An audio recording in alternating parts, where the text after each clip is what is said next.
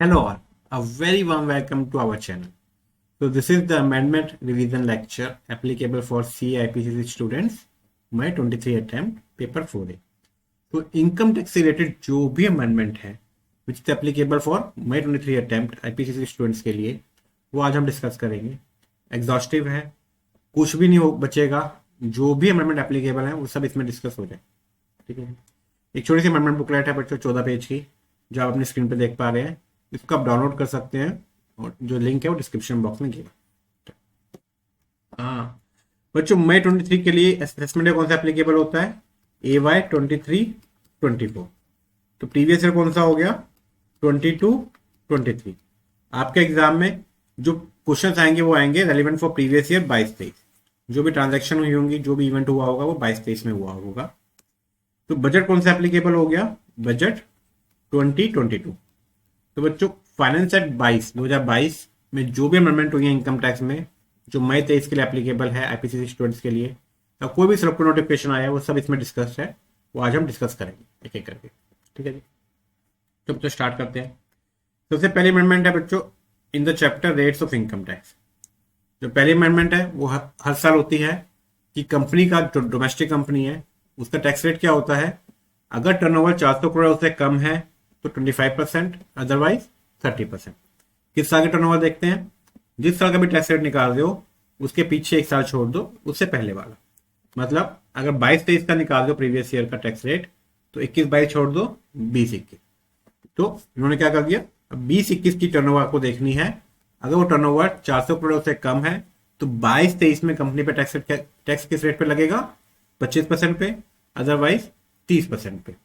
मतलब ये हर साल चेंज होता रहता है, हर साल एक साल आगे बढ़ता रहता है ऑब्वियसली, है ना. प्रीवियस ईयर 22-23 है तो 20-21, 19-20 था, ओ सॉरी प्रीवियस ईयर 21-22 था तो ये 19-20 था, है ना. तब आपके एग्जाम के लिए जो 22 प्रीवियस ईयर है उसमें आपने कंपनी की टर्नओवर किस साल की देखनी है? 20-21 की, कि 20-21 में उसकी टर्नओवर कितनी है. अगर 400 करोड़ से कम है तो टैक्स रेट लगेगा 25%, अगर 400 करोड़ से ज्यादा है तो टैक्स रेट लगेगा 30%. ठीक है. नेक्स्ट अमेंडमेंट है बच्चों in the rate of surcharge. तो आपको पता है जो इंडिविजुअल HUF, AOP, BOI और आर्टिफिशियल जुडिशियल पर्सन है, इन पे सरचार्ज किस रेट पे लगता है? स्लैब रेट पे. 50 लाख तक नील, 50 लाख से 1 करोड़ 10%, 1 करोड़ से 2 करोड़ 15%, 2 करोड़ से 5 करोड़ 25% और 5 करोड़ से ऊपर 37%. ठीक है जी. बट 3 इनकम ऐसी थी जिन पे सरचार्ज जो रेट था वो रिस्ट्रिक्ट कर रखा था 15% पे. कौन कौन सी? Section 111A short term capital gain on listed shares, section 112A long term capital gain on listed shares और डिविडेंड इनकम. इन तीनों इनकम पे सरचार्ज का रेट था और रिस्ट्रिक्ट कर रखा था 15% पे.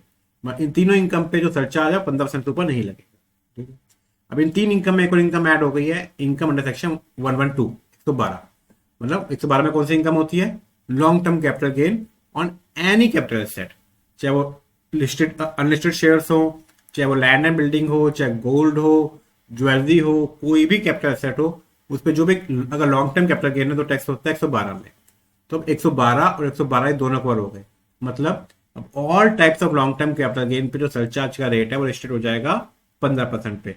चाहे वो लिस्टेड इक्विटी शेयर्स हो, चाहे अनलिस्टेड शेयर्स हो, चाहे प्रेफरेंस शेयर्स हो, जो मर्जी हो, कोई भी लॉन्ग टर्म कैपिटल गेन है तो उस पर सरचार्ज का रेट जो है वो लिस्टेड हो जाएगा 15% पे.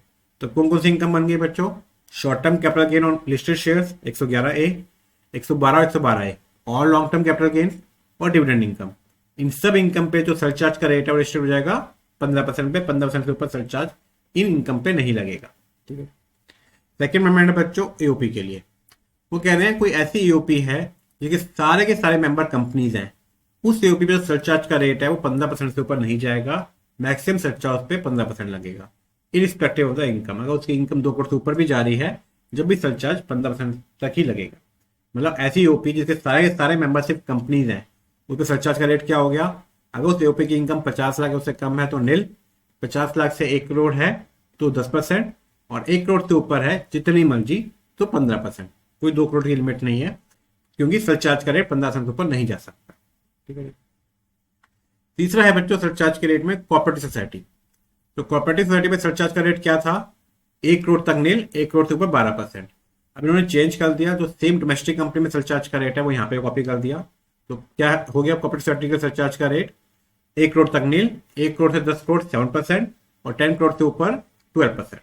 तो बेनिफिशियल अमेंडमेंट है, पहले 1 करोड़ से 12% था, अब 1 करोड़ से 10 करोड़ तक 7% है, 10 करोड़ के ऊपर 12% है।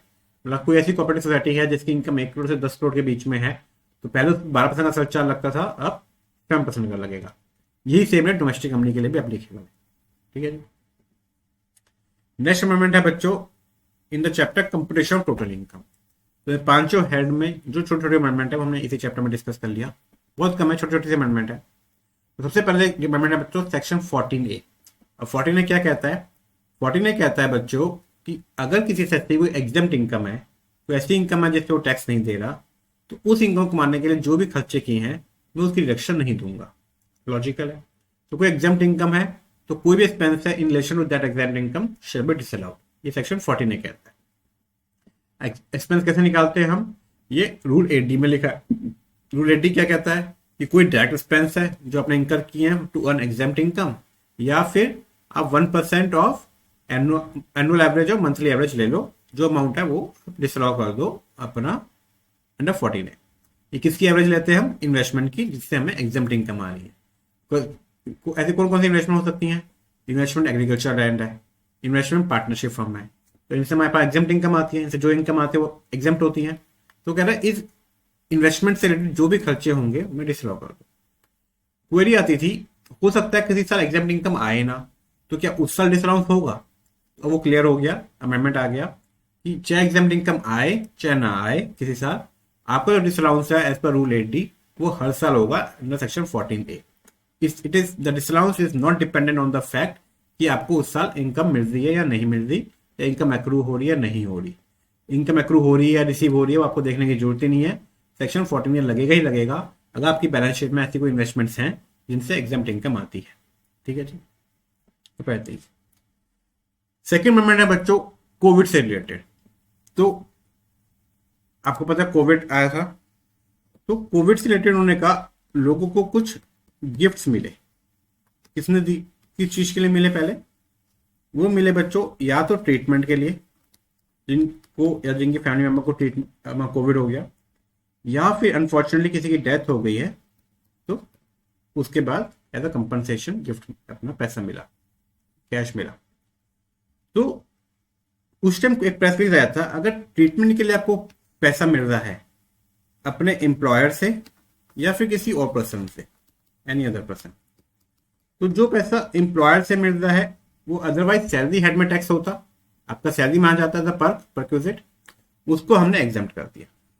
तो सेक्शन 17 में एक प्रेस रिलीज आया था कि आपका ये एग्जाम्प्ट हो जाएगा। अब वो अमेंडमेंट आ गया सेक्शन 17 में कि कोई भी पैसा मिलता है एम्प्लॉय को अपने एम्प्लॉयर से फॉर ट्रीटमेंट ऑफ कोविड और रिलेटेड डिसीज, किसका ट्रीटमेंट हो रहा है? या तो एम्प्लॉय का या फिर उसके फैमिली मेंबर का। तो जो भी पैसा मिलता है अपने एम्प्लॉयर से फॉर हिज ओन ट्रीटमेंट और treatment of the family member of the employee, तो वो सारा एग्जाम्प्ट होगा विदाउट एनी लिमिट। ठीक है, प्रोवाइडेड कि कोविड की पॉजिटिव रिपोर्ट हो, वो जो ट्रीटमेंट है with in 6 month from that positive report होना चाहिए। अगर यही पैसा किसी और बंदे से मिलता है, रिलेटिव वगैरह से, एम्प्लॉयर से नहीं मिलता, तो ये अदरवाइज टैक्स होता है सेक्शन 56 में 10 सोर्स पे, वहां पे इसको एग्जाम्प्ट कर दिया। अब कोविड से किसी की डेथ हो गई है और उसके फैमिली मेंबर को पैसा मिलता है from the employer of the deceased, तो जो भी पैसा मिलता है वो अदरवाइज फैमिली मेंबर के हाथ में टैक्स होता अंडर अदर सोर्सेज सेक्शन 56, वो एग्जाम्प्ट कर दिया। अगर पैसा मिलता है किसी और बंदे से, किसी एनजीओ से, किसी और रिलेटिव वगैरह से, on the death of a person because of covid, वो भी एग्जाम्प्ट है but only up to 10 lakh. 10 lakh तक पैसा एग्जाम्प्ट है प्रोवाइडेड ये मिले किसी और बंदे से ऑन द डेथ, और 10 लाख के ऊपर जो मिलेगा वो टैक्सेबल हो जाएगा। ठीक है जी। तो ट्रीटमेंट में पैसा जिस मर्जी से मिले, चाहे एम्प्लॉयर से चाहे एनी अदर पर्सन से, पूरा का पूरा एग्जाम्प्ट है without any monetary limit. Death पे पैसा अगर एम्प्लॉयर से मिलता है to the family member of the deceased, तो पूरा एग्जाम्प्ट है विदाउट एनी लिमिट। बट अगर किसी और बंदे से मिलता है तो एग्जाम्प्ट है अप टू 10 लाख, 10 लाख के ऊपर टैक्सेबल हो जाएगा। फैमिली में कौन है? फैमिली में इंडिविजुअल खुद, स्पाउस, चिल्ड्रन, या फिर डिपेंडेंट पेरेंट और डिपेंडेंट ब्रदर और सिस्टर। ठीक है जी। तो ये पहला प्रेस रिलीज आया था कोविड के टाइम पे, अब इन्होंने अमेंडमेंट ला दिया अगस्त तो सैलरी में अमेंडमेंट आया है कि कोई पैसा मिल रहा है एम्प्लॉयर से for the treatment of covid related diseases वो एग्जाम्प्ट हो जाएगा। अगर सोच में अमेंडमेंट आया है, कोई पैसा मिल रहा है किसी बंदे से for treatment of covid related disease, वो एग्जाम्प्ट हो जाएगा। या कोई पैसा मिल रहा है on the death of a individual because of covid, तो वो एग्जाम्प्ट होगा without any limit if amount receive from the employer, up to 10 lakh if amount receive from any other person. ठीक है, तो एक ही जगह लिमिट है कि अगर पैसा मिल रहा है on death of a person और from any other person, not from the employer, तो 10 लाख की लिमिट है। अदरवाइज तीनों जगह, चाहे ट्रीटमेंट के लिए पैसा मिले चाहे डेथ के लिए पैसा मिले एम्प्लॉयर से, तो उस पर कोई लिमिट नहीं है। ठीक है जी, समझ गए। चल, ये अमेंडमेंट है सैलरी हेड में, ये अमेंडमेंट है अदर सोर्स में। पीजीबीपी में बट छोटे छोटे अमेंडमेंट है। सेक्शन 37 में क्या होता है, जनरल सेक्शन डिडक्शन देता है कोई भी जनरल एक्सपेंसेस का अपना।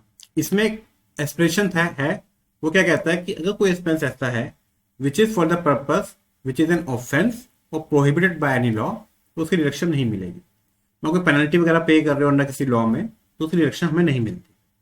अब क्वेश्चन आया, अगर पेनल्टी में फॉरेन लॉ में पे कर रहा हूं तो क्या उसकी डिडक्शन मिलेगी? कहने का मतलब ये है, जो इस सेक्शन में लिखा है कि विच इज एन ऑफेंस और prohibited by under any law, इस लॉ का मतलब क्या है? Does it mean Indian law और does it also include foreign law?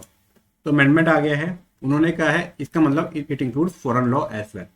तो आप चाहे पेनल्टी पे कर रहे हो अंडर द इंडियन लॉ और अंडर द फॉरेन लॉ, सारी पेनल्टीज डिसअलाउड हो जाएगी। या फिर कोई एक्सपेंस पे कर रहे हो as a compounding fee for offence, अपना offence under the Indian law और अंडर द फॉरेन लॉ, तो जो कंपाउंडिंग फी आपने पे की है ये भी डिसअलाउ हो जाएगा, whether you have paid it under Indian law और अंडर फॉरेन लॉ। ठीक है। अब एक सर्कुलर था सीबीडीटी का जो कहता था कि अगर कोई फार्मास्यूटिकल कंपनी डॉक्टर्स को कोई गिफ्ट वगैरह दे रही है, तो since doctors are not allowed to accept any gift by the medical council, medical council कहता है कोई भी डॉक्टर जो है फार्मास्यूटिकल कंपनी से कोई गिफ्ट ले नहीं सकता। तो इसलिए सीबीडीटी ने कहा था ये फार्मास्यूटिकल कंपनी जो गिफ्ट दे रही है डॉक्टर्स को, ये फार्मास्यूटिकल कंपनी के हाथ में डिसअलाउ हो जाएगा अंडर सेक्शन 37। इसको हम ये मानेंगे it's a prohibited under the law. ठीक है। इसके ऊपर सुप्रीम कोर्ट का जजमेंट भी आया, उन्होंने भी कंफर्म कर दिया कि सीबीडीटी का सर्कुलर बिल्कुल ठीक कह रहा है। अब इस सीबीडीटी सर्कुलर को लॉ का पार्ट बना दिया। सेक्शन 37 में अमेंडमेंट आ गया कि अगर कोई भी एसएससी कोई गिफ्ट देता है किसी बंदे को, वो बंदा जो है अंडर द लॉ जो उसको गवर्न करता है, he cannot accept that gift. तो जो एसएससी गिफ्ट दे रहा है उस गिफ्ट का खर्चा हम सेक्शन 37 में उस एसएससी को अलाउ नहीं करेंगे। ठीक है जी। Particularly specially for pharmaceutical company, मतलब अगर फार्मास्यूटिकल कंपनी आपको गिफ्ट देती है डॉक्टर्स को, तो फार्मास्यूटिकल कंपनी के हाथ में वो डिसअलाउ हो जाएगा। क्यों? Because doctors are not allowed to accept any gift from pharmaceutical company by the medical council of India. ठीक है। उसके बाद एक छोटा सा अमेंडमेंट आया सेक्शन 40A में। 40 क्या कहता है, जो इनकम टैक्स है वो आपको अलाउ नहीं होगा as an expense while computing profit and gain from business profession. तो पीजीबीपी निकालते समय आपको इनकम टैक्स डिसअलाउ करना पड़ता है। तो इन्होंने क्लैरिफाई किया है इनकम टैक्स के साथ सरचार्ज और सेस है वो भी डिसअलाउ करोगे, it's a part of income tax only. उसके बाद एक छोटा सा अमेंडमेंट है सेक्शन 43B में। 43B में जो आप इंटरेस्ट पे करते हो टू फाइनेंशियल इंस्टीट्यूशंस या बैंक्स वगैरह, वो अलाउ होता है ओनली ऑन पेमेंट बेसिस, जब एक्चुअल पे होता है। अब एक एक्सप्लेनेशन ऐड किया हुआ था, अगर कभी ये इंटरेस्ट जो है बैंक कन्वर्ट कर देता है इनटू लोन, तो इस कन्वर्जन को हम पेमेंट नहीं मानेंगे, और जब ये लोन एक्चुअल पे होगा तो हम मानेंगे इंटरेस्ट पे हो रहा है और उससे आप डिडक्शन ले लेना। अब दिक्कत क्या आई, अब इस एक केस में क्या हुआ, ये जो इंटरेस्ट है इसको बैंक ने कन्वर्ट कर दिया इनटू डिबेंचर। लोन में कन्वर्ट नहीं किया, डिबेंचर में कन्वर्ट कर दिया। तो सुप्रीम कोर्ट ने कहा जो एक्सप्लेनेशन है वो लगती है only on the conversion of loan, since it has been converted to debenture, explanation नहीं लगेगी और इस कन्वर्जन को हम पेमेंट मानेंगे और जिस साल कन्वर्ट हुआ उसी साल पूरा डिडक्शन मिल जाएगा इंटरेस्ट का। अब इस अमेंडमेंट को रूल किया गया, उन्होंने कहा जब आप कन्वर्ट करो चाहे लोन में या फिर डिबेंचर किसी भी इंस्ट्रूमेंट में, कन्वर्जन को पर से हम पेमेंट नहीं मानेंगे। जब ये अमाउंट एक्चुअल में पे होगा, जब डिबेंचर का अमाउंट एक्चुअल में पे होगा, लोन का अमाउंट एक्चुअल में पे होगा, उस साल आपको ही माना जाएगा इंटरेस्ट पे कर रहे हो, उस साल आपकी डिडक्शन मिल जाए। ठीक है जी। अदर सोच के अमेंडमेंट हमने डिस्कस कर ली है। डिडक्शन, जो डिडक्शन के चैप्टर में दो अमेंडमेंट छोटी छोटी, एक है सेक्शन 80CCD। 80CCD किस चीज का होता है? एनपीएस का, न्यू पेंशन की। ठीक है जी। इसमें जो एम्प्लॉयर कॉन्ट्रीब्यूशन है उसकी डिडक्शन मिलती है आपको 80CCD सबसेक्शन 2 में। कितना? अगर सेंट्रल गवर्नमेंट का एम्प्लॉय है तो 14% of the salary, in any other case 10% of the salary. अब एक छोटा सा अमेंडमेंट आया है, जो 40% सैलरी है वो लगती थी सेंट्रल गवर्नमेंट के एम्प्लॉयज के लिए, उसका स्कोप बढ़ा के कर दिया उन्होंने स्टेट गवर्नमेंट का एम्प्लॉय। तो अब जो अपना 80CC2 में एम्प्लॉयर कॉन्ट्रीब्यूशन डिडक्शन है वो कितनी होगी? 14% of salary for central government as well as state government employee. State government का एम्प्लॉय हो चाहे सेंट्रल गवर्नमेंट के एम्प्लॉय हो, डिडक्शन मिल जाएगी 14% of salary of employer contribution. और अगर प्राइवेट सेक्टर में एम्प्लॉय हो तो 10% of salary in respect of employer contribution. ठीक है जी। तो इसी 80CCD सबसेक्शन 2 में अमेंडमेंट आया है, जो 40% सैलरी की डिडक्शन मिलती है सेंट्रल गवर्नमेंट एम्प्लॉय को, वो स्टेट गवर्नमेंट एम्प्लॉयज को भी मिलेगी। ठीक है, चाहे एम्प्लॉय स्टेट गवर्नमेंट का और सेंट्रल गवर्नमेंट का फर्क नहीं पड़ता, एम्प्लॉयर कॉन्ट्रीब्यूशन निकालने के लिए जो डिडक्शन मिलेगी वो मिलेगी 14% ऑफ सैलरी। एक डिडक्शन आया बच्चों 80DD। 80DD में डिडक्शन किस चीज की मिलती है? अगर आपके पास कोई डिसेबल्ड डिपेंडेंट है जिसके ऊपर आप मेंटेनेंस पे खर्च कर रहे हो तो डिडक्शन मिलती है 75,000 रुपीज और 1,25,000 rupees depending upon the disability. ठीक है, 80% से ज्यादा है तो 1.25 लाख की डिडक्शन मिलती है, 80% से कम है तो 75,000 डिडक्शन मिलती है। अब डिडक्शन क्यों मिलती है? किस चीज पे खर्चा होना चाहिए? या तो आप डिपेंडेंट के मेंटेनेंस पे खर्चा कर रहे हो, या फिर आपने कोई इंश्योरेंस पॉलिसी ले रखी है उसका प्रीमियम पे कर रहे हो, जिसका प्रीमियम पे करो उसका डिडक्शन मिल जाती है। अब इस सेक्शन में लिखा था ये इंश्योरेंस पॉलिसी कौन सी होनी चाहिए? ये इंश्योरेंस पॉलिसी ये बोलनी चाहिए कि जब इंडिविजुअल की डेथ हो जाएगी, जो डिसेबल को मेंटेन कर रहा है, उस इंडिविजुअल की जब डेथ हो जाएगी तो जो पैसा मिलेगा वो डिसेबल को मिलेगा या फिर for the benefit of disable मिलेगा। तो ये इंश्योरेंस पॉलिसी का अगर प्रीमियम पे कर रहे हो तो आपको डिडक्शन मिल जाएगी। अब इन्होंने ऐड कर दिया है कोई चीज, इवन इफ इंश्योरेंस पॉलिसी बोलती है कि पैसा मिल जाएगा during the life time of the individual, कब? जो 60 साल या उसके ऊपर हो चुका है और अभी तक सारा का सारा प्रीमियम पे हो चुका है, ये ऐसी इंश्योरेंस पॉलिसी भी कवर कर दी 80DD में। तो अगर आपने ऐसी कोई इंश्योरेंस पॉलिसी ले रखी है जो कहती है कि पैसा मिलेगा once the individual attain the age of 60 years और and by that time all the premium of the policy has been paid, तो ये पॉलिसी भी कवर है। इस पॉलिसी का जब प्रीमियम दोगे तो आपको 80DD की डिडक्शन मिल जाएगी। ठीक है, छोटी अमेंडमेंट है बच्चों। TDS, next amendments and TDS. Actually अगर आप देखोगे तो सिर्फ 2 ही सेक्शन ऐड हुए हैं, सेक्शन 194R और 139A जो हम डिटेल में करेंगे। बाकी सारी छोटी छोटी सी अमेंडमेंट है, पहले हम वो कर रहे हैं, उसके बाद हम 194R 139A करेंगे। ठीक है, तो टीडीएस के सेक्शन में छोटी सी अमेंडमेंट है बच्चों, सेक्शन 194IA में। 194IA में टीडीएस किस चीज पे करता है? On purchase of immovable property, land and building other than rural agriculture land. अगर इमूवेबल प्रॉपर्टी परचेज करते हो तो 1% टीडीएस काटना होता है, अगर आपकी जो परचेज कंसिडरेशन है वो 50 लाख या उससे ऊपर है तो। ठीक है जी। अब इन्होंने अमेंडमेंट क्या किया? इन्होंने कहा कि जो टीडीएस है, जो आप टीडीएस काट रहे हो वो किस पे काटोगे? परचेज कंसिडरेशन और stamp duty value whichever is high. तो पहले स्टैम्प ड्यूटी वैल्यू इसमें थी ही नहीं, कोई जिक्र नहीं था स्टैम्प ड्यूटी वैल्यू का, तो अब इन्होंने ऐड कर दिया कि टीडीएस जो कटेगा वो कटेगा परचेज कंसिडरेशन और stamp duty value whichever is higher. अब दोनों में से कोई भी जो भी हायर है उस पर आपको 1% टीडीएस काटना पड़ेगा। अगर दोनों के दोनों 50 लाख से कम है तो नो टीडीएस, अगर एक भी 50 लाख से ऊपर है तो उस अमाउंट पे टीडीएस कटेगा। ठीक है जी। अब एक सेक्शन होता है बच्चों, सेक्शन 194O। वो क्या होता है? वो ई कॉमर्स ऑपरेटर टीडीएस काटता है ई कॉमर्स पार्टिसिपेंट का एट द रेट ऑफ 1%। जो हम एग्जांपल लेते हैं अमेजॉन वगैरह का, अमेजॉन टीडीएस काटता है अपने सेलर्स का एट द रेट ऑफ 1%। ठीक है जी। अभी क्वेश्चन आया कि कुछ क्या होती हैं, ई ऑक्शन साइट्स होती हैं, वो क्या करती हैं, उनका काम क्या होता है?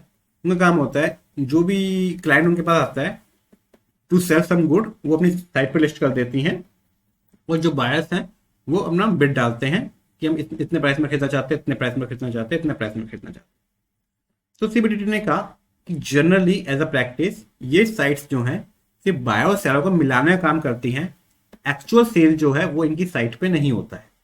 Actual sale outside the site होता है, बायर और सेलर के बीच में होता है, जिसमें ये ई ऑक्शन जो साइट्स हैं वो इन्वॉल्व भी नहीं होती। जो प्राइस पे सेल हो रहा है वो कम या ज्यादा हो सकता है जो प्राइस इनकी बिडिंग से निकल के आया है। तो इसलिए इन्होंने कहा सिंस ये जो साइट्स हैं ये सेल नहीं करवानी, they are only acting as a facilitator, mediator to meet the buyer and seller and for a price discovery, जिससे नेगोशिएशन स्टार्ट हुए। एक प्राइस को डिस्कवर करके देते हैं, ये जो गुड्स है कितने प्राइस पे बिकना चाहिए, तो उसी प्राइस पे बिका नहीं बिका वो ई ऑक्शन साइट उस अपना को कोई फर्क नहीं पड़ता। उनका बस ये काम है कि बायर और सेलर मिल जाए और एक प्राइस डिस्कवरी हो जाए। बायर कहते हैं मैं इस प्राइस पे लेना चाहता हूँ, सेलर उस प्राइस पे बेचे ना बेचे, सेलर उससे बढ़ा के बेचे, बायर उससे कम में ले, वो सब बायर और सेलर के बीच की बात है, ये उन दोनों को मिला देती है। तो सीबीडीटी कहता है सिंस इनकी साइट पे सेल एग्जीक्यूट नहीं हो रहा तो ई ऑक्शन की साइट को 194 नहीं लगेगा, इनको 194 में टीडीएस काटने की जरूरत नहीं है। बट किसी और सेक्शन में अगर टीडीएस कटता है इस ट्रांजैक्शन पे तो लगेगा। जैसे जो सेलर है वो ई ऑक्शन साइट को कुछ पेमेंट करेगा तो हो सकता है 194J में टीडीएस काटे फॉर द सर्विसेज। ये बायर और सेलर है जो गुड्स परचेज कर रहे हैं, गुड्स सेल कर रहे हैं, उन पे 194Q और 206C 1H लग सकता है। तो वो जो रेलेवेंट सेक्शन है डिपेंडिंग अपॉन द सिचुएशन और उनके उन सेक्शन कंडीशन वो लग सकते हैं, लगेंगे। पर 194O नहीं लगेगा। क्यों नहीं लगेगा? क्योंकि इस साइट पे एक्चुअल में सेल और परचेज नहीं हो रही है, ये बस बायर और सेलर को मिला रहे हैं। तो जो एक्चुअल सेल परचेज है वो इस साइट से बाहर होती है। ठीक है जी। उसके बाद बच्चे एक सेक्शन 194R, उसको हम डिटेल में करेंगे एंड में। अभी छोटे छोटे अमेंडमेंट कर लेते हैं, फिर 2 सेक्शन करेंगे। अच्छा, उसके बाद एक सेक्शन है बच्चों 206C 1G। 1G में क्या था? 2 क्लॉज थे, 1G clause A clause B. Clause A में क्या था? अगर आप इंडिया के बाहर पैसा रेमिट कर रहे हो under the liberalise remittance scheme LRS के अंदर, तो आपका टीसीएस कलेक्ट होता था 5% का। ठीक है। अगर आपने जो पैसा रेमिट कर रहे हो वो आपने लोन लिया है फॉर एजुकेशन पर्पसेज तो टीसीएस कलेक्ट होता था 0.5% का, अदरवाइज 5% का। ठीक। या फिर क्लॉज बी कहता था आपने ओवरसीज 2 पैकेज प्रोग्राम खरीदा है तो आपका टीसीएस कलेक्ट होगा 5% पे। ठीक है। अब एक एक्सेप्शन आ गया कि उन्होंने कहा 206C 1G लगेगा ही नहीं, ना क्लॉज ए ना क्लॉज बी। इस पे to an individual who is non resident और विजिटिंग इंडिया। तो कोई नॉन रेजिडेंट है जो इंडिया में विजिट करने आया है, इस टाइम पे अगर बंदा कोई पैसा बाहर भेजता है या ओवरसीज 2 पैकेज प्रोग्राम खरीदता है तो उसका 206C 1G में टीडीएस नहीं कटेगा, नहीं कलेक्ट होगा। ठीक है। एक छोटा सा अमेंडमेंट आया बच्चों इंटरेस्ट का, फॉर डिफॉल्ट इन डिडक्शन और पेमेंट ऑफ टीडीएस या टीसीएस। तो उन्होंने कहा अगर टीडीएस या टीसीएस डिडक्ट करने में या पे करने में डिफॉल्ट करते हो तो you qualify as you become a SSC in default. तो अगर आप एसएससी इन डिफॉल्ट बन गए हो और आपका कोई ऑर्डर पास हो गया है to say that you are an SSC in default, तो जो इंटरेस्ट है for the SSC in default for delay in deposit और पेमेंट ऑफ टीडीएस या टीसीएस वो ऐसा लगेगा as per the order of the AO, order of the assessing officer, जिसमें आपको एसएससी इन डिफॉल्ट माना गया है। तो उस ऑर्डर में जो लिखा है जितने पीरियड का इंटरेस्ट लगेगा उतने पीरियड का इंटरेस्ट लगेगा। ठीक है। अब बच्चों एक सेक्शन है 206AB और CCA। ये क्या कहते हैं? ये कहते हैं कि अगर जिसका टीडीएस काटना है आपने या फिर टीसीएस कलेक्ट करना है उस बंदे ने अपनी पिछले सालों की रिटर्न टाइम पे नहीं भरी है तो आपका जो टीडीएस या टीसीएस का रेट है वो बढ़ जाएगा। क्या हो जाएगा? ट्वाइस द प्रेस्क्राइब रेट और 5% विच एवर इज हायर। ठीक है। किस केस की किन चीजों किन बंदों पे? उन बंदों पे जिन्होंने अपने पिछले 2 सालों की रिटर्न टाइम पे नहीं भरी। तो पहले ये था कि पिछले 2 सालों की रिटर्न देखनी पड़ती थी, अब आपको इमीडिएटली प्रीसीडिंग ईयर की रिटर्न देखनी है। तो उस बंदे ने अगर इमीडिएटली प्रीसीडिंग ईयर की रिटर्न टाइम पे नहीं भरी है तो उस बंदे का जो टीडीएस है वो कलेक्ट डिडक्ट होगा एज ट्वाइस द रेट, जो भी रेट है उसका डबल कर दो, या फिर 5% विच एवर इज हायर, जो भी हायर आता है उसके रेट पे टीडीएस डिडक्ट होगा। और टीसीएस भी सेम, ट्वाइस द रेट और 5% whichever is higher TCS collect होगा। तो किस बंदे के लिए? जिसने में 22-23 का प्रीवियस ईयर है, जिसने 21-22 की रिटर्न टाइम पे नहीं भरी। ठीक है। बट 21-22 की रिटर्न जब भी देखोगे जब आप टीडीएस काट रहे हो 31 जुलाई के बाद, मतलब आपको वो रिटर्न देखनी है जिसका टाइम लिमिट कंप्लीट हो चुका है रिटर्न फाइल करने का on the date of deduction of TDS और कलेक्शन ऑफ टीसीएस ऐसा केस में भी। तो जब आप टीडीएस काट रहे हो और टीसीएस कलेक्ट कर रहे हो उस दिन अगर उस साल का ड्यू डेट खत्म हो चुका है रिटर्न फाइल करने का और एसएससी ने उस टाइम पे रिटर्न टाइम पे नहीं भरी है तो आप टीडीएस और टीसीएस हायर रेट पे डिडक्ट करोगे, कलेक्ट करोगे। ठीक है। बट अगर आप 31 जुलाई से पहले टीडीएस काट रहे हो टीसीएस कलेक्ट कर रहे हो तो किस साल की रिटर्न देखोगे? 20-21 की, 21-22 की नहीं, 20-21 की, बिकॉज 21-22 का टाइम लिमिट अभी तक कंप्लीट ही नहीं हुआ है रिटर्न फाइल करने। ठीक है। तो कहने मतलब है अगर ये 1 अप्रैल 22 से लेके 31 मार्च 23 ये आपका प्रीवियस ईयर है, तो अगर आप ये 31 जुलाई है 22, अगर आप यहाँ पे कहीं टीडीएस काट रहे हो टीसीएस कलेक्ट कर रहे हो तो आप किसका ड्यू डेट, किस साल का रिटर्न देखोगे, 21-22 का, बिकॉज ड्यू डेट निकल चुका है 21-22 का। और अगर आप यहाँ पे कहीं टीडीएस काट रहे हो, टीसीएस कलेक्ट कर रहे हो, तो किस साल का देखोगे, 20-21 का। तो 20 अगर 31 से पहले टीडीएस काट रहे हो तो आप चेक करोगे 20-21 का अपना रिटर्न भरा है या नहीं भरा है। अगर नहीं भरा है और 20-21 में उसका टीडीएस और टीसीएस 50,000 उससे ज्यादा था, तो अपना, अब उसने रिटर्न नहीं भरा 20-21 का, तो इस साल 22-23 में टीडीएस जो काटोगे वो हाईएस्ट ग्रेड पे काटोगे। अगर 31 जुलाई के बाद काट रहे हो, यही चीज आप देखोगे 21-22 के लिए, क्या क्या देखोगे, रिटर्न भरा है नहीं भरा है, और उस साल उसका टीडीएस और टीसीएस जो था 50,000 या उसके ऊपर था या नहीं था। ठीक है, तो कोई अमेंडमेंट नहीं है बच्चा, छोटी सी अमेंडमेंट है। पहले आप ये अपना हाई रेट लगाने के लिए 2 साल के रिटर्न देखते थे, अब सिर्फ 1 साल की देखनी है इमीडिएटली प्रीसीडिंग ईयर की, जिसका टाइम लिमिट कंप्लीट हो गया है on the day of the deduction of TDS और कलेक्शन ऑफ टीसीएस, ऐसा केस में। और बच्चों ये 206 AB है जो हायर टीडीएस की बात करता है for non filing of income tax return. ये कुछ सेक्शन में था कि कुछ सेक्शन पे नहीं लगेगा, मतलब अगर आप टीडीएस काट रहे हो सेक्शन 192 वगैरह में, तो आपको ये चेक करने की जरूरत नहीं है कि एम्प्लॉय ने टीडीएस अपनी इनकम टैक्स रिटर्न फाइल की है टाइम पे या नहीं की है। ठीक है, कौन कौन सेक्शन थे, 192, 192A, मतलब पीएफ का कॉन्ट्रीब्यूशन बाहर निकाल दो, और अपना 192B, उसमें 194B, ये कौन सा था, ये था lottery income, 194BB horse race से जो इनकम आ रही है, या 194N, ये का आप कैश विड्रॉ कर रहे हो बैंक वगैरह से।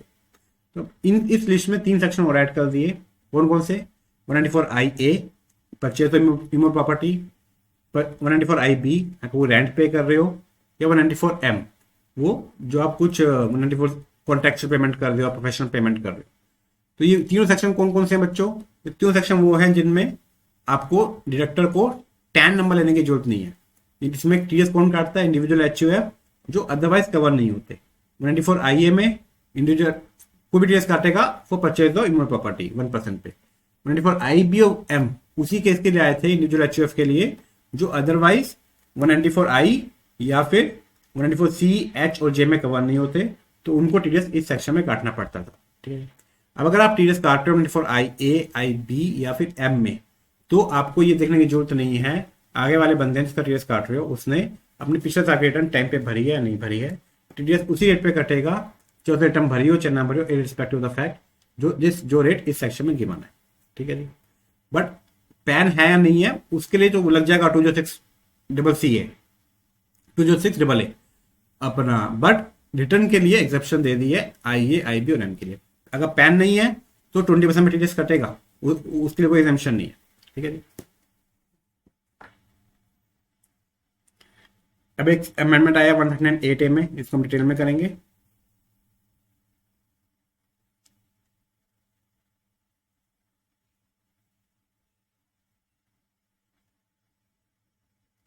बच्चों बाकी जो 2 छोटे छोटे अमेंडमेंट है, एक अमेंडमेंट सेक्शन 68 क्या कहता है, वो ईओ को पावर देता है कि अगर उसको एसएससी बुक्स में कोई अमाउंट क्रेडिट दिखता है तो उसको ऐड कर सकता है undisclose income if SSC does not provide the explanation और does not provide satisfactory explanation about the nature and source of such credit. तो एसएससी बुक में कोई अमाउंट क्रेडिटेड है तो एओ पूछेगा ये अमाउंट कहाँ से आया। तो एसएससी को प्रूव करना होता है 3 चीजें, आइडेंटिटी जिसने पैसा दिया, उसकी क्रेडिट वर्दीनेस कि वो दे सकता था इतना, उसकी क्रेडिट वर्दीनेस है, और जेन्युइनिटी ऑफ द ट्रांजैक्शन। वो तीनों चीजें प्रूव कर देता है तो सेक्शन 68 में एडिशन नहीं होगी। अगर तीनों में से कोई भी एक चीज प्रूव नहीं करता सेक्शन 68 में एडिशन हो जाती है।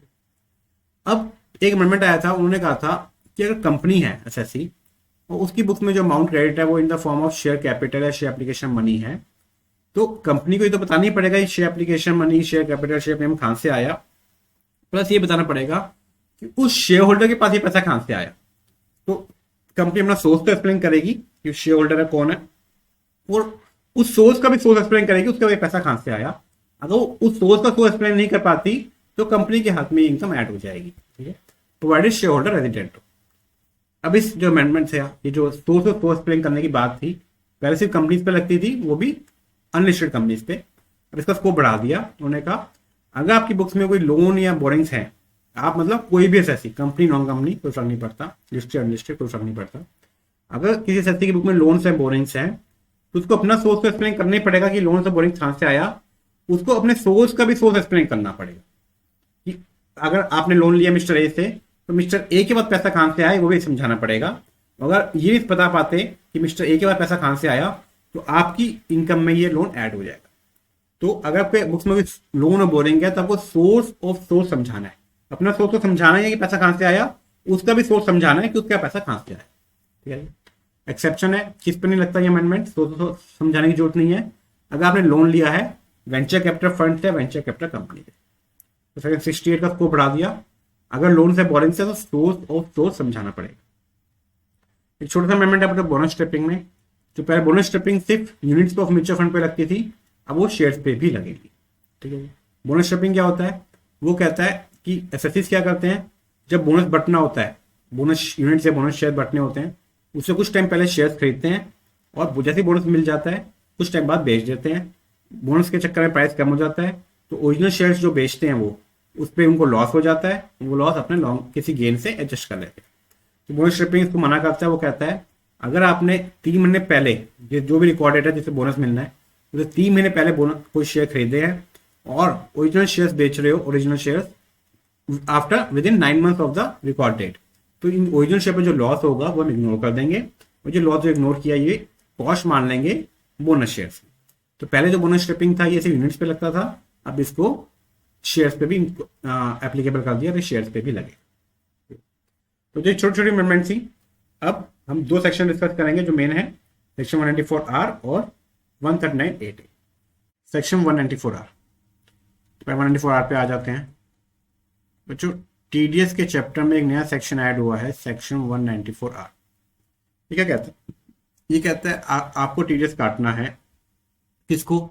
जो कोई बेनिफिट और प्रोफिट दे रहा है किसी और बंदे को, जो रेसिपिएंट के हाथ में टैक्सेबल अंडर सेक्शन 28(4). 28(4) में क्या होता है? पीजीबीपी का सेक्शन है, उसमें किसी बंदे को बेनिफिट और प्रॉफिट मिलता है, वेदर कन्वर्टेबल इनटू मनी और नॉट, उसको 28(4) में उसकी वो इनकम होती है।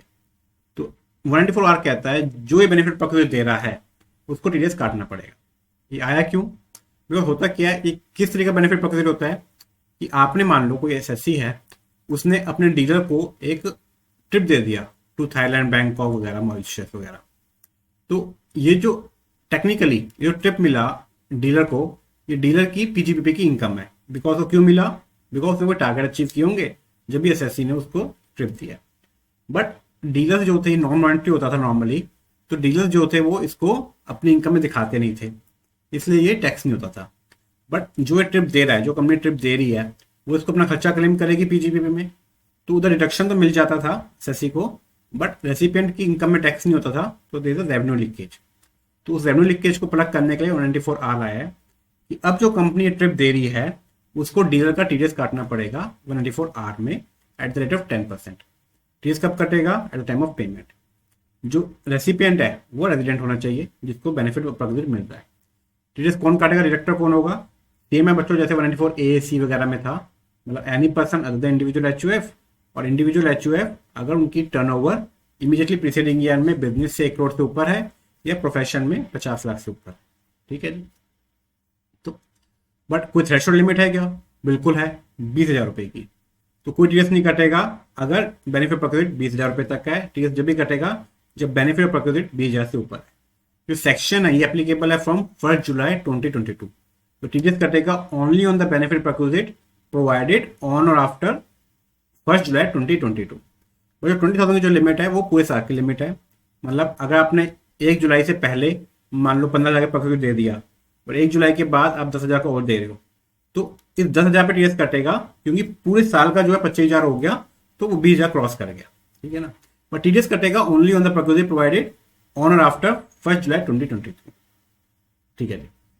उसके बाद बच्चों इसमें कुछ क्वेश्चंस आए सीबीडीटी के सामने, इसकी ये कैसे इंप्लीमेंट होगा। तो सीबीडीटी ने डिटेल सर्कुलर निकाला, उसको डिस्कस करते हैं। उस सर्कुलर में सबसे पहले सीबीडीटी ने कहा कि अगर कोई डिस्काउंट दे रहे हो, चाहे वो कैश डिस्काउंट हो चाहे सेल्स डिस्काउंट हो। सेल्स डिस्काउंट मतलब आपने बहुत ज्यादा क्वांटिटी ले ली तो आपको डिस्काउंट मिल गया, ठीक है, या वो रिबेट्स हो। इन डिस्काउंट्स रिबेट्स पे टीडीएस नहीं कटेगा। अच्छा, discount in the form of goods भी हो सकता है, मतलब आपने 10 गुड्स खरीदे उसके बदले में 2 फ्री, तो 10 के बदले में 2 फ्री मिल गया, मतलब टोटल 12 गुड्स मिल गए 10 गुड्स की प्राइस में, तो इस पर भी आपको टीडीएस नहीं कटेगा 194R। ठीक है। बट उन्होंने कहा अगर फ्री सैंपल्स दे रहे हो तो उस पर टीडीएस कटेगा 194 आवर में, it qualify as a benefit of प्रकृति। अब क्वेश्चन आया, अगर आप फ्री सैंपल दे रहे हो to a doctor in a hospital, है ना, उस डॉक्टर को अगर आप फ्री सैंपल दे रहे हो हॉस्पिटल में तो 194 आवर कैसे लगेगा? तो सीबीडीटी कहती है कि ये माना जाएगा कि आपने फ्री सैंपल दिए हैं हॉस्पिटल को, तो आप जो है फार्मास्यूटिकल कंपनी जो है वो हॉस्पिटल का टीडीएस काटेगी 194 आवर में, और हॉस्पिटल जो है अपने डॉक्टर का एज एन एम्प्लॉय 192 में टीडीएस काटेगा। तो जो उसका डॉक्टर एम्प्लॉय है उसको ये माना जाएगा कि कंपनी ने हॉस्पिटल को फ्री सैंपल दिए और हॉस्पिटल ने अपने डॉक्टर को दिए। तो पहले कंपनी हॉस्पिटल का टीडीएस काटेगी 194 आवर में और हॉस्पिटल जो है डॉक्टर का टीडीएस काटेगा 192 में। सिंपल है। बट क्वेश्चन आया कि अगर वो डॉक्टर जो है is working not as an employee but as a consultant, वो एम्प्लॉय की तरह काम नहीं कर रहा बट कंसल्टेंट की तरह काम कर रहा है, तो टीडीएस कैसे होगा? तो उन्होंने कहा जो सैंपल दे रहा है, जो फार्मास्यूटिकल कंपनी है, उसके पास ऑप्शन है, चाहे तो वो हॉस्पिटल का टीडीएस काट ले 194 आवर में और फिर हॉस्पिटल डॉक्टर का टीडीएस काटेगा 194 आवर में। तो दो 194 आवर काटेंगे, पहला कंपनी काटेगी हॉस्पिटल का, फिर हॉस्पिटल काटेगा डॉक्टर का। या फिर इस केस में pharmaceutical company can directly deduct 194 hour of a doctor. तो फार्मास्यूटिकल कंपनी चाहे तो डायरेक्टली हॉस्पिटल का टीडीएस ना काट के सीधे से डॉक्टर का टीडीएस काट ले 194 आवर। ठीक है जी। अच्छा, अब उन्होंने कहा कि क्या होता है, ये सोशल मीडिया इन्फ्लुएंसर होते हैं यूट्यूब वगैरह पे, तो ये एडवर्टाइज करते हैं प्रोडक्ट्स की। तो कंपनी क्या करती है, कोई मैन्युफैक्चरिंग कंपनी अपना प्रोडक्ट इनको दे देती है, ये उसको यूज करते हैं और फिर उसके फीचर्स डिस्कस करते हैं जिससे उनकी एडवर्टाइजमेंट होती है। तो इस केस में क्या जो कंपनी है जिसने अपना प्रोडक्ट दिया है सोशल मीडिया इन्फ्लुएंसर को, उसको 94 आवर काटने की जरूरत है इस सोशल मीडिया इन्फ्लुएंसर का? तो सीबीडीटी कहती है अगर सोशल मीडिया इन्फ्लुएंसर ने ये प्रोडक्ट यूज करके वापस कर दिया, कंपनी को यूज किया, फीचर डिस्कस किया अपने यूट्यूब चैनल पे और वापस कर दिया, तो 194 आवर नहीं बनता, कोई बेनिफिट प्रकृति नहीं है। बट अगर उसने ये प्रोडक्ट रख ही लिया यूज करने के बाद, तो कंपनी को 194 आवर में उसका टीडीएस काटना पड़ेगा। अच्छा, अब एक क्वेश्चन आता है, जो ये आउट ऑफ पॉकेट एक्सपेंसेस होते हैं, क्या ये बेनिफिट प्रक्विजिट हैं? मतलब मान लो एक कंपनी है ए लिमिटेड, उनके ऑडिटर हैं बी एंड कंपनी। तो जब बी एंड कंपनी ने out of pocket expense charge किए ए लिमिटेड से, तो क्या ए लिमिटेड ये माना जाएगा कि ए लिमिटेड ने बेनिफिट दिया है बी एंड कंपनी को और ए लिमिटेड को बी एंड कंपनी का 194 आवर में टीडीएस काटना चाहिए in out of pocket expenses के लिए? तो सीबीडीटी ने कहा अगर तो इनवॉइस बी एंड कंपनी के नाम पे है तो ये माना जाएगा कि बी एंड कंपनी की ऑब्लिगेशन थी in out of pocket expense इनकर करने की, जो मीट की है A and company A limited ने, तो ए लिमिटेड को ये टीडीएस काटना पड़ेगा, ये मान जाएगा ए लिमिटेड ने बेनिफिट दिया। बट अगर इनवॉइस जो है वो ए लिमिटेड के नाम पे ही है और खर्चा कर दिया बी एंड कंपनी ने और अब ए लिमिटेड उसको रिम्बर्स कर रही है, तो कोई बेनिफिट नहीं मिलेगा बिकॉज ऑब्लिगेशन ए लिमिटेड की थी। तो कहना मतलब ये है, अगर ऑब्लिगेशन ऑडिटर की थी, मतलब बिल ऑडिटर के नाम पे था और ए लिमिटेड ने रिम्बर्स कर दिया, तो 194 आवर लगेगा, अदरवाइज नहीं लगेगा। अगर बिल डायरेक्टली कंपनी के नाम पे है तो 194 आवर नहीं लगेगा।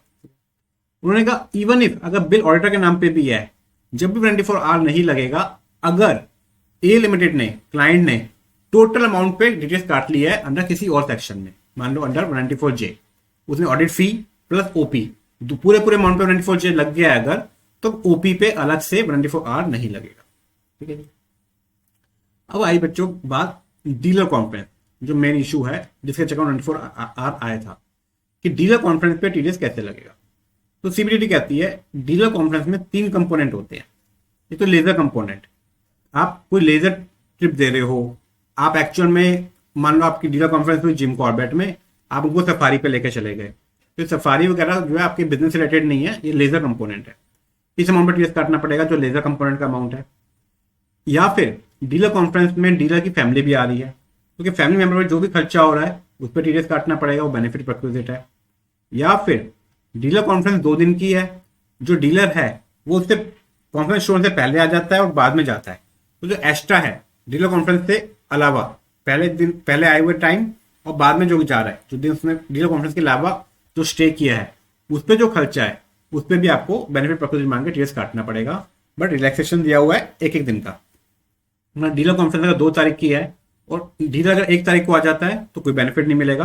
अगर 1 से पहले आ जाता है तो वो जो उससे पहले जो आया उस पर जो भी खर्चा हुआ वो बेनिफिट माना जाएगा in the hand of dealer, उस पर टीडीएस काटना पड़ेगा। ऐसे अगर डीलर कॉन्फ्रेंस 4 तारीख तक चली है, डीलर जो है 5 को जाता है, कोई दिक्कत नहीं। अगर 5 के बाद भी स्टे करता है तो जो 5 के बाद जो भी स्टे किया उसमें जो भी खर्चा हुआ उस पर कंपनी को 24 आवर में टीडीएस काटना पड़ेगा, वो माना जाएगा बेनिफिट प्रेक्विजिट है। अब कई बार क्या होता है, कंपनियों का एसएससी ने कहा कि जो डीलर कॉन्फ्रेंस है ये ग्रुप एक्टिविटी है, हमें टीडीएस काटने के लिए इंडिविजुअल अमाउंट, बंदे पे, इंडिविजुअल पर्सन पे कितना खर्चा हुआ वो चाहिए, वो हम निकाल नहीं पाते बिकॉज जो खर्चा है ग्रुप एक्टिविटी हुआ है। अब किस पे ज्यादा खर्चा हुआ, किस पे कम खर्चा हुआ, मैं कैसे निकालूं? तो सीबीडीटी कहता है अगर ऐसी बात है, आप इंडिविजुअल जो टोटल अमाउंट है जो ग्रुप पे खर्च हुआ है, इसको आप इंडिविजुअल पर्सन पे प्रोपोर्शन नहीं कर सकते, तो आपको 194 आर काटने की जरूरत नहीं है। But only in the case जब एक ग्रुप एक्टिविटी में जो खर्चा है आप इसकी पीजीपीपी में डिडक्शन नहीं लेते। तो पीजीपी तो सीबीडीटी कहता है आप ग्रुप एक्टिविटी में जो खर्चा है उसकी डिडक्शन छोड़ दो और 194 आर फिर आपको करने की जरूरत नहीं है। और कब छोड़ दो? अगर आप ये कहते हो कि जो ग्रुप एक्टिविटी पे खर्चा है मैं इंडिविजुअल पर्सन पे को अपोर्शन नहीं कर सकता, तो कोई दिक्कत नहीं, आप इसकी डिडक्शन भी मत लो, हम 194 आर लगवाएंगे भी नहीं आप पे। ठीक है जी। अब कुछ एग्जाम्पशन दे रखी हैं। कौन कौन सी एग्जाम्पशन है अपना, जैसे है कि अच्छा अगर आप शेयर्स इशू करते हो, बोनस शेयर, राइट शेयर, तो क्या जिसको आप शेयर इशू कर दो हमारे डायरेक्टर वगैरह को, ये बेनिफिट प्रेक्विजिट है? तो सीबीडीटी का बिल्कुल बेनिफिट प्रेक्विजिट है। अगर आप कंसेशनल या अन्य रेट पे शेयर इशू कर रहे हो अपने डायरेक्टर को, तो आपको जो भी बेनिफिट है उस पर 194 आर पे टीडीएस काटना चाहिए। बट अगर ये बोनस शेयर और राइट शेयर इशू कर रही है कोई लिस्टेड कंपनी और ये जो शेयर्स हैं वो सब ऑल शेयर होल्डर्स को ऑफर किए जा रहे हैं, तो 194 आर में टीडीएस काटने की जरूरत नहीं। ठीक है जी। उसके बाद कहा इन लोगों को जो इंटरनेशनल ऑर्गेनाइजेशन हैं उनको 194 आर में टीडीएस काटने की जरूरत नहीं है अगर वो कोई बेनिफिट प्रेक्विजिट देती हैं। तो कौन कौन सी? कोई इंटरनेशनल ऑर्गेनाइजेशन है under the immunity and privilege act, या फिर कोई इंटरनेशनल ऑर्गेनाइजेशन है which is exempt under the special act, या फिर कोई फॉरेन स्टेट की embassy, high commission, legal consulate वगैरह है अपना, तो उनको 194 आर में टीडीएस काटने की जरूरत नहीं है अगर वो किसी और को बेनिफिट प्रेक्विजिट देते हैं, मतलब वो डायरेक्टर क्वालिफाई नहीं करे। अब अच्छा एक चीज बताओ, अगर किसी बंदे ने बैंक से लोन ले रखा है और वो डिफॉल्ट कर जाता है और अल्टीमेटली बैंक उसका लोन माफ कर देता है, तो क्या ये बेनिफिट प्रेक्विजिट है? तो सीबीडीटी ने कहा बिल्कुल, बैंक ने ये बेनिफिट दिया है to the individual, to the borrower, और बैंक को 194 आर में टीडीएस काटना चाहिए। और क्वेश्चन ये आया बैंक को तो वैसे ही लॉस हो रहा है बिकॉज उस बंदे ने लोन वापस नहीं किया। अब अगर टीडीएस भी अपनी जेब से जमा करवाएगा तो डबल लॉस हो जाएगा। तो एग्जाम्पशन दे दिया है कि बैंक है, शेड्यूल बैंक हैं, कोऑपरेटिव बैंक है, पब्लिक फाइनेंशियल इंस्टीट्यूशंस हैं, एनबीएफसी है, स्टेट इंडस्ट्रियल इन्वेस्टमेंट कॉर्पोरेशन हैं, स्टेट फाइनेंशियल इंस्टीट्यूशंस हैं, या फिर कोई रजिस्टर्ड एसेट रिकंस्ट्रक्शन कंपनी है, तो इन लोगों को अगर कोई लोन वेव करते हैं या सेटलमेंट करते हैं एज अ लेंडर, तो इनको टीडीएस काटने की जरूरत नहीं है बोरोवर का। ठीक है। अब बात ये आई, अगर ये जो बेनिफिट प्रेक्विजिट है जनरली काइंड में होते हैं तो टीडीएस कैसे कटेगा? तो उन्होंने कहा सिंपल सी बात है, ऐसे विनिंग में होता है कि या तो अपनी जेब से टीडीएस जमा करवा दो ग्रॉसअप करके, या फिर जिसको बेनिफिट दे रहे हो उसकी इंश्योर कर लो कि उसने टैक्स पे कर दिया, उसे एडवांस टैक्स का चालान ले। जो बेनिफिट प्रेक्विजिट काइंड में है तो इनकी वैल्यूएशन कैसे करेंगे? तो सीबीडीटी कहते हैं कि वैल्यूएशन होगी फेयर मार्केट वैल्यू पे। बट अगर ये जो बेनिफिट है वो एसएससी ने परचेज करके दे रहा है तो परचेज कॉस्ट हो जाएगी, और या फिर अगर एसएससी मैन्युफैक्चरिंग है तो जो मैन्युफैक्चर प्रोडक्ट है वो एज अ बेनिफिट दे रहा है, तो ये जो प्रोडक्ट है कस्टमर को जिस रेट पे बेचता वो जो अमाउंट है वो इसकी वैल्यूएशन हो जाएगी। ठीक है जी बच्चों, तो ये छोटा सा सेक्शन था 194 आर, जो लगता है कोई बेनिफिट प्रेक्विजिट दे रहे हो आप किसी को which is taxable under section 28, तो आपको टीडीएस काटना पड़ेगा। अच्छा, इसमें सीबीडीटी ने एक और बात कही कि at a time of deducting TDS आपको ये चेक करने की जरूरत नहीं है कि ये जो बेनिफिट प्रेक्विजिट है उसके हाथ में टैक्सेबल है नहीं है, या 28(4) में टैक्सेबल है, किसी और सेक्शन में टैक्सेबल है। तो सीबीडीटी कहती है चाहे टैक्सेबल है चाहे नहीं है, चाहे 28 में टैक्सेबल है चाहे 41 में टैक्सेबल है, आप पे 194 आर लगेगा। ठीक है जी। अब हम आगे बच्चों सेक्शन 139(8)(a) पे।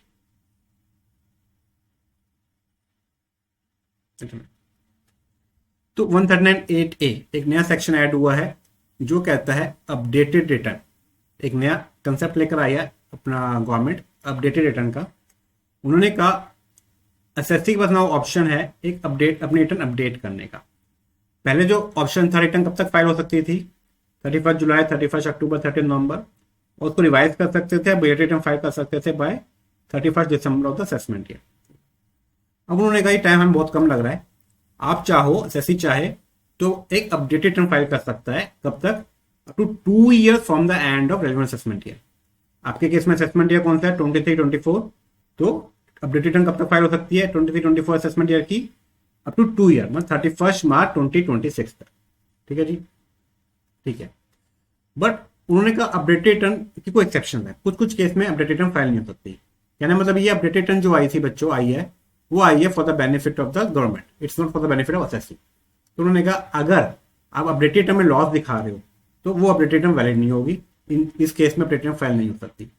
या फिर आपकी जो पहली रिटर्न है, जो आपने पहले टर्म फाइल की है, उसमें जो इनकम टैक्स लायबिलिटी थी, अपडेटेड रिटर्न में इनकम टैक्स लायबिलिटी उससे कम नहीं हो सकती, उतनी रह सकती है, उससे बढ़ सकती है, बट कम नहीं हो सकती। या फिर आपने पहले अपडेटेड रिटर्न फाइल ही नहीं की तो अपडेटेड रिटर्न में आप रिफंड क्लेम नहीं कर सकते। या फिर आपने पहले रिटर्न फाइल की थी, उसमें कोई रिफंड क्लेम किया था, तो अब जो अपडेटेड रिटर्न में रिफंड है वो उससे ज्यादा नहीं हो सकता। रिफंड उस तक रिस्ट्रिक्ट रखोगे जो पहले क्लेम किया था, या उससे कम कर दोगे, उससे ज्यादा नहीं करोगे। कहने का मतलब है कि अपडेटेड रिटर्न है is for the benefit of government, not for the benefit of SSC. Loss के केस में अपडेटेड रिटर्न फाइल नहीं कर सकते, अपडेटेड रिटर्न में लॉस नहीं दिखा सकते, इनकम टैक्स लायबिलिटी पहले जो रिटर्न फाइल की थी उससे कम नहीं कर सकते, रिफंड उससे ज्यादा नहीं कर सकते जो पहले आपने क्लेम किया था, और अगर पहले रिटर्न फाइल नहीं की थी तो इस अपडेटेड रिटर्न में रिफंड क्लेम नहीं कर सकते। तो कहने मतलब है updated return for for the benefit of the income tax department. और कहते हैं अगर जिस तरह के अपडेटेड रिटर्न फाइल करना चाहते हो उस तरह के असेसमेंट प्रोसीडिंग खुल चुकी है या कंप्लीट हो चुकी है तो अपडेटेड रिटर्न फाइल नहीं कर सकते। आप अपडेटेड रिटर्न एक ही बार फाइल कर सकते हो, updated return can not be revised, एक बार फाइल कर दियो फुल एंड फाइनल हो गई। और अगर चाहे सीबीडीटी तो कुछ बंदों को नोटिफाई कर सकती है जो अपडेटेड रिटर्न फाइल नहीं कर सकते, उस केस में वो लोग एलिजिबल नहीं होंगे अपडेटेड रिटर्न फाइल करने के। ठीक है जी। बट अपडेटेड रिटर्न में जो भी आप एक्सेस टैक्स और इंटरेस्ट दे रहे हो उसके ऊपर आपको पेनल्टी देना पड़ेगा। उस पेनल्टी को उन्होंने कहा एडिशनल टैक्स। वो किस रेट से है, 25% ऑफ द एक्सेस टैक्स और इंटरेस्ट जो आप अपडेटेड रिटर्न में दे रहे हो, या फिर 50% ऑफ द एक्सेस टैक्स और इंटरेस्ट जो आप अपडेटेड रिटर्न में दे रहे हो। ठीक है, टैक्स और इंटरेस्ट जो भी एक्स्ट्रा आप अपडेटेड रिटर्न में दे रहे हो उसका 25% और 50% आपको एडिशनल टैक्स देना पड़ेगा at the time of filing updated return. 25% कब, अगर अपडेटेड रिटर्न फाइल कर रहे हो आप with in 1 year from the end of relevant assessment year. मतलब आपके केस में, मैं 23 अटेम्प्ट के केस में 31 मार्च 25 तक अगर आप AY 23-24 के अपडेटेड रिटर्न फाइल कर रहे हो तो एडिशनल टैक्स होगा 25% के रेट पे लगेगा। और 31 मार्च 25 के बाद फाइल कर रहे हो अप टू 31 मार्च 26 तो एडिशनल टैक्स होगा वो 50% के रेट पे लगेगा। बट किस अमाउंट पे लगेगा, ऑन द एक्सेस टैक्स और इंटरेस्ट। जो अपडेटेड रिटर्न में जो आप टैक्स और इंटरेस्ट पे कर रहे हो एक्सेस, उसका 25 से 50% एडिशनल टैक्स होगा। अपडेटेड रिटर्न में जो आप टैक्स और इंटरेस्ट पे करते हो उसकी कंप्यूटेशन एज इट इज की जाएगी जैसे नॉर्मल रिटर्न में करते हो।